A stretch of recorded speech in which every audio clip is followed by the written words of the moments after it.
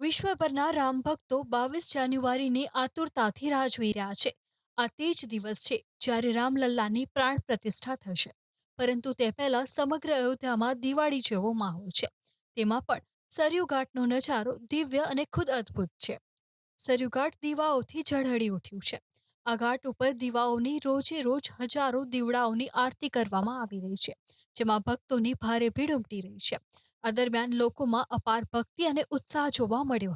इतना बड़ा हमारे भारतवर्ष में प्राण प्रतिष्ठा हो रही है अयोध्या का हमारे इसमें भारतवर्ष में कितना बड़ा नाम है, राम जन्मभूमि है, तो उसमें हम लोग शामिल हुए हैं।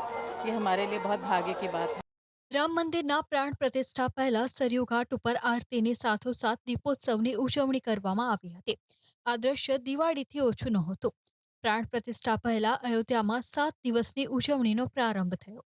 આ દરમિયાન સરયુ ઘાટનો નજારો જોવાલાયક છે. લાખોની સંખ્યામાં શ્રદ્ધાળુઓ સરયુ ઘાટની આ આરતીનો લાભ લેવા ઉમટી રહ્યા છે. 22 જાન્યુઆરી સુધી નદીના ઘાટ ઉપર આ જ રીતે દીવડાઓની આરતી થતી રહેશે. बहुत ही क्या कहेंगे मेस्मराइजिंग व्यू है अभी, और यहाँ आके ही उसका अनुभव होता है। आप जितना टीवी पे देख लें, सुन लें, पढ़ लें, बट यहाँ का जो माहौल है वो यहीं आके अनुभव हो रहा है। हम भी कोई एक्सपेक्टेशन से नहीं आए थे, हमें मौका मिला, हम आ गए, मगर बहुत ही आनंदमय बिल्कुल माहौल है।